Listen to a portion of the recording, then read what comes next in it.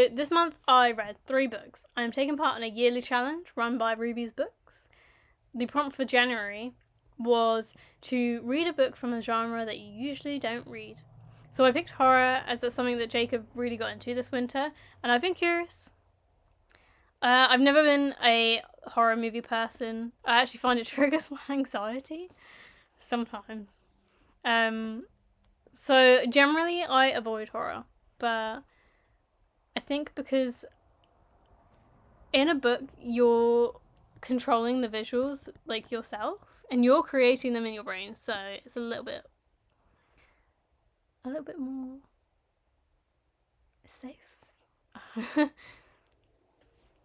But anyway, for this I read The Har, which is a book set in Scotland and follows an elderly woman who is battling against investors who want to take over the village that she lives in and kick her and the remaining residents out. Within this, she's also dealing with the grief of losing her husband and being alone at home, and all these feelings and events morph into a monster that is essentially the star of the show, so to speak. There is a sea monster that arrives and propels each of the narratives, whilst also exploring themes of grief and capitalism. I really enjoyed the character development in this book, as the main character was so bold and punchy. I really enjoyed how she was unafraid of conflict with the monster or with the investors. But she was also, when she was home, you saw the less brash side of her, where she was exposed to how grief really affected her when she was alone and the house was empty. I also like the ways in which grief is explored and how when it is present a lot of the time the past can brim to the surface, and this is explored as a book plot point, and I really enjoyed it. That is the first book that I read. The next book I read was the book that I started the year with, and that is House of Day, House of Night. This is a longer book, around 300 pages, 320 pages I think. I chose this book because we went to a Victorian Christmas market in Nevada City, and the bookshop had this old chihuahua behind the counter. He was so cute. He was underneath his blankets, exactly how Daphne was. And I was like, oh, your dog's very sweet. And the guy was like, oh, he's not feeling it today. I was like, valid little man. He was like, he had a little bit of a socialise this morning and he's done. I was like, that is Daphne to a T. She does a little bit and then she's like, I'm going under my covers. And actually he did the exact same thing where they scratch at the cover to try and pick it up, to get underneath. And then once they're underneath, they spin and they spin and they spin until they create this little nest to nest in. So cute. The reason why I got this book is because I loved the contrast of the purple and black on the cover. There's this lovely, almost lavender colour used for the title, and then the imagery is this lino print style, very abstract drawing of a dog, which links to one of the stories. And so I opened it to see what it was about, and it basically described it, and then said it was a constellation novel. And up until this point, I've never heard of a constellation novel. So I flicked through, and it had a few different subtitles and stuff, and I saw that it had won the Nobel Prize for Literature, and I spoke to the bookseller as well, and I was like, oh, this is why I picked this book up. And he said that he'd read Drive Your Plough Over the Bones of the Dead, which is another book written by this author. And he really enjoyed it. He said that Olga was a very talented writer. So I had a little Google search. And a constellation novel was basically a style of writing that's fragmented. Sometimes reading an essay, shorter pieces of writing that all link together to make a bigger picture. So in this sense, the book is set in a southwest Polish village, which was part of the German Reich until 1945. This is actually a disclaimer in the beginning, before you start, to give you some context to the village and the stories as well. So the novel then unwinds into this eclectic mix of different perspectives and characters. You have the main speaker, who's a younger woman, and she talks about her interactions with Marta, dreams, other daily events. Then you have another timeline of Cumaneris, who is a saint, and Paschalis, who is a monk, who then transcribes the story of Cumaneris later on.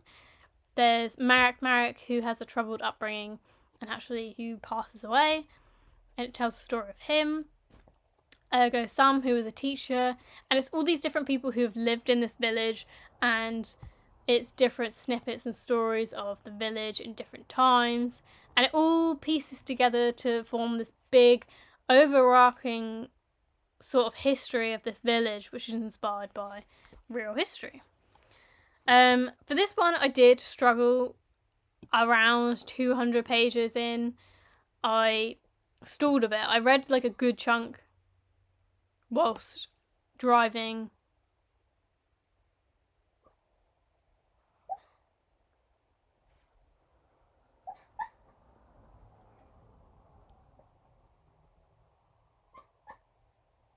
Daphne is barking in her sleep, if you can hear it. I thought she was like hiccuping at first. I was like, oh, that's very weird.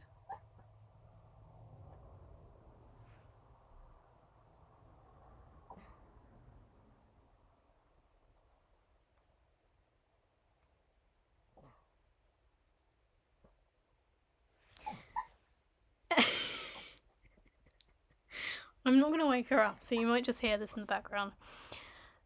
Yeah, so partly to blame is me, because I read a lot of it whilst travelling when we were going on road trips and stuff, and then I came back home and then I read it in bits and bobs. So I lost my traction in a way. But I still enjoyed it, and I still stand by the fact that this is such a talented piece of writing, and it's so interesting in the way that it's been pieced together.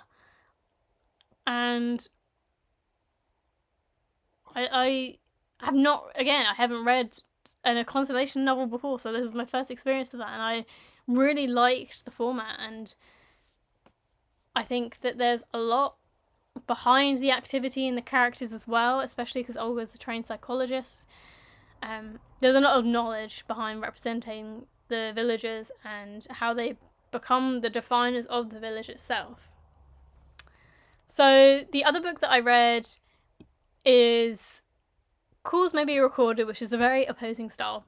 This is another short one, around 130 pages, and I read this to snap out of my reading funk, and it did get me to read more of Olga's book, and also to start a new one.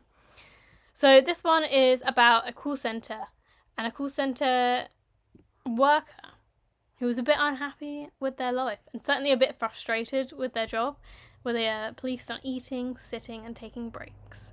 This is a fast-paced and raunchy book where the character has no filter, and what they say in response to their customers and their complaints is very, very funny, and especially fun to read as an ex-retail worker. It's a book that takes the imaginary aspect of wishing you could be brutally honest to a horrible customer and puts it with the pairing of an office not-so-romantic romance and friendship, as well as the romance. The first page was absolutely insane. I did a little TikTok explaining about that, and I read the first line, but I love how unrestrained the writer is, and she really made Jimmy a little bit weird, which made the story great, because we're all a little bit weird, you know? I think that if you enjoyed Green Dot or Luster, but also like a little bit of comedy and like a bit of like, what is going on, you'll like this book. I am toying with an idea of a reading list for February. Sometimes I think I get very overwhelmed with what to read next, especially when there's so many books to choose from and I find a new book. So I have some books in mind that I want to read, and perhaps I'll start there, but I'm not sure. Later on, I do also want to read non-fiction with a fiction,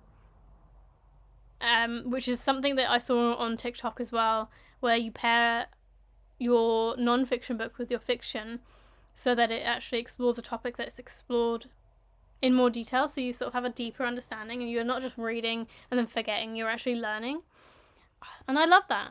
I did the in winter I did my own like personal like curriculum thing, and it went kind of okay, but I hit October and what was it called? Someone called it like an October funk or something, or an October slump, and I just felt like not great.